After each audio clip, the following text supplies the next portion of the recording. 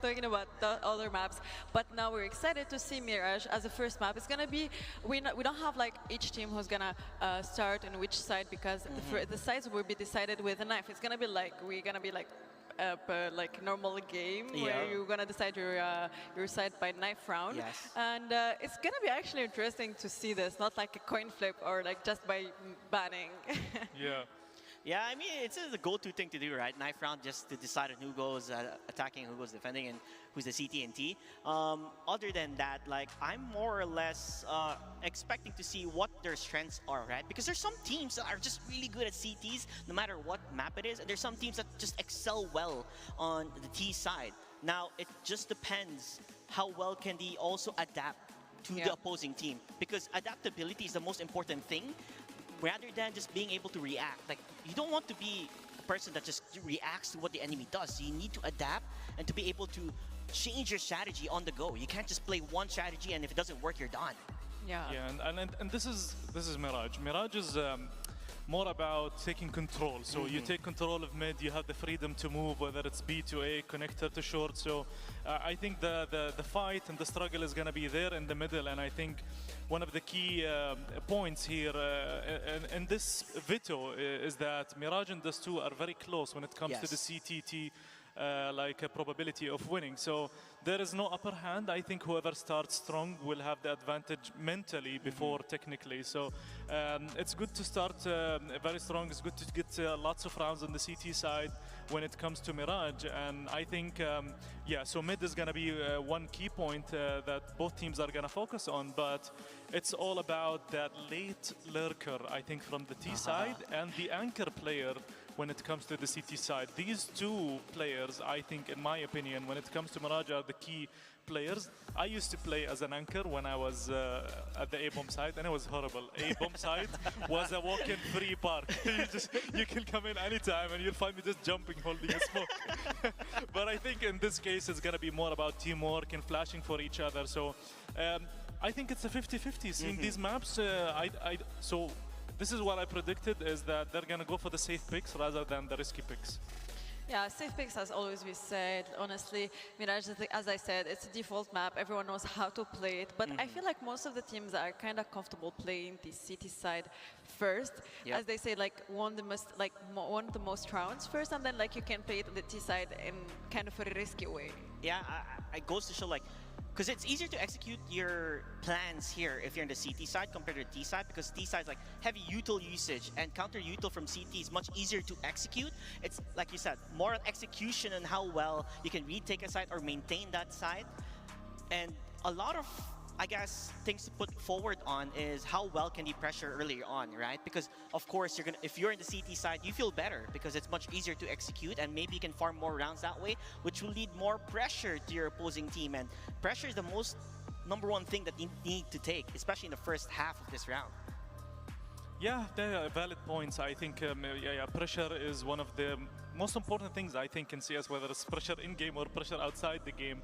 If you feel pressured inside the game, you can't play your style. All the strats will be scrambled. And if you get pressured outside the game, you can't even, you can't even aim properly. So it's very, very important to break out of that barrier, whether it's in-game or outside the game. If you adapt well, and this is where the experienced player comes into play, which is Dosia and Mo.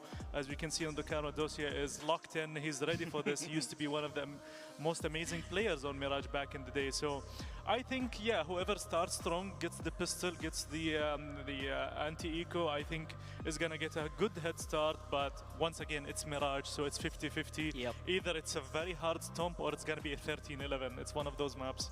Yeah, also we were talking about the pressure. We talk also about the pressure of the stage, being on stage, being under the lights, being here, and seeing also your opponent. It's going to be like a little bit difficult for them, especially if they're not used to. Some players are used to being under the lights, especially that we have major winner here, but also some players are not used to being under the spot.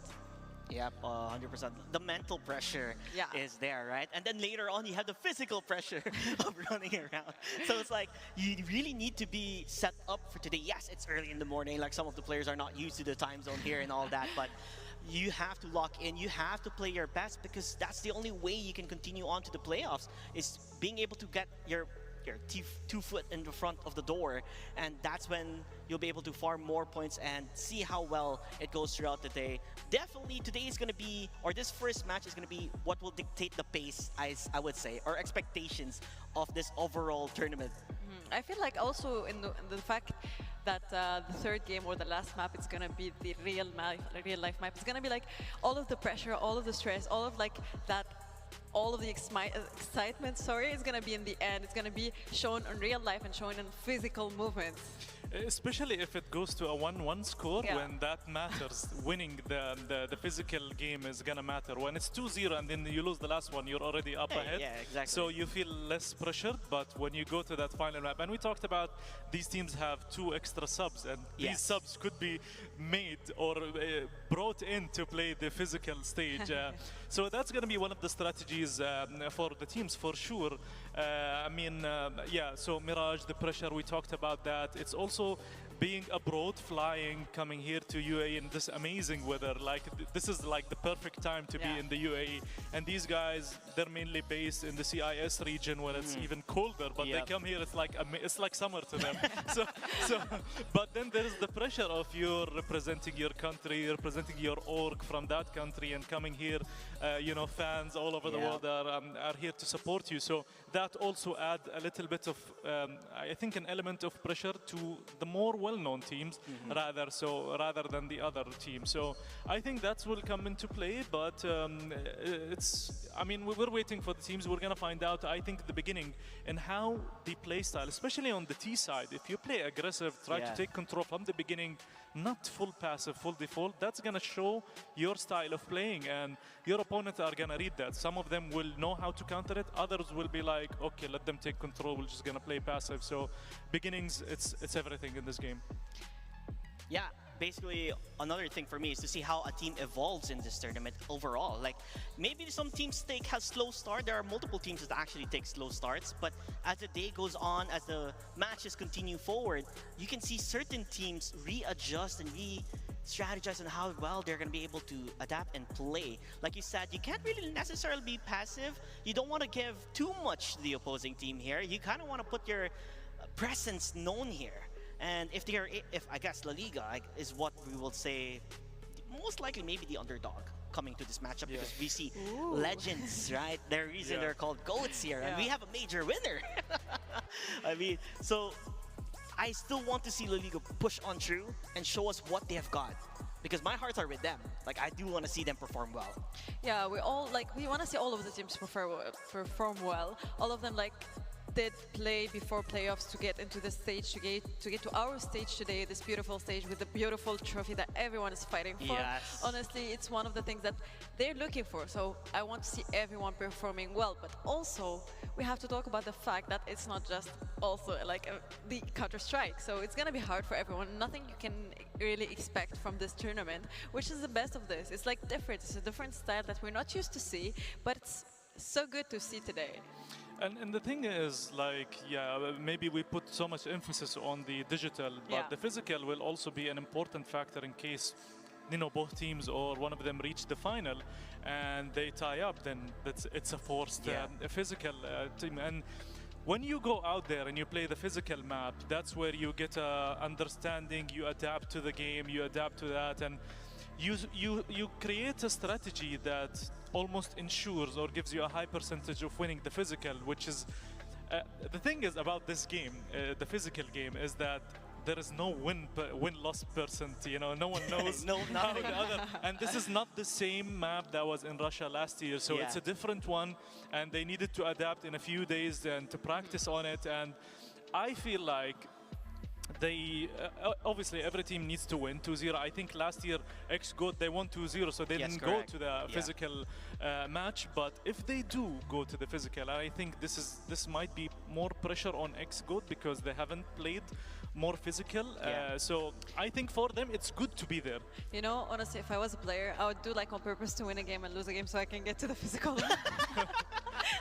Not If if it was there's lots of cash exactly. involved, It's not about the cash. It's about the fact you also have to enjoy the game and have fun. That's true, yeah. That's the point of everything. The Yeah. tournaments, all what we're doing is having fun and enjoying the thing. And honestly, new experience on being on real life laser tag, but also in a competitive way that you have also linked to your normal, usually like playing style, it's gonna be something so different that everyone is looking for. So I want to ask the player and ask them if they're excited for like the real life laser tag, Counter-Strike, or how do you see it? But you know, maybe we can ask them later.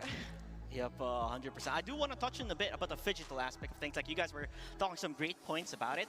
And for me, I would love to see more of this happening because it gives you a proper balance between playing competitively and also being physically fit. It's not like traditional esports where you're just always sitting down, grinding and grinding hours and hours of CS, and you lose the aspect of like having proper physical exercise, you know, your mobility and everything. That's the reason why nowadays, like in CS2 Pro teams, they actually have, how do I say, like coaches who teach you how to exercise and everything.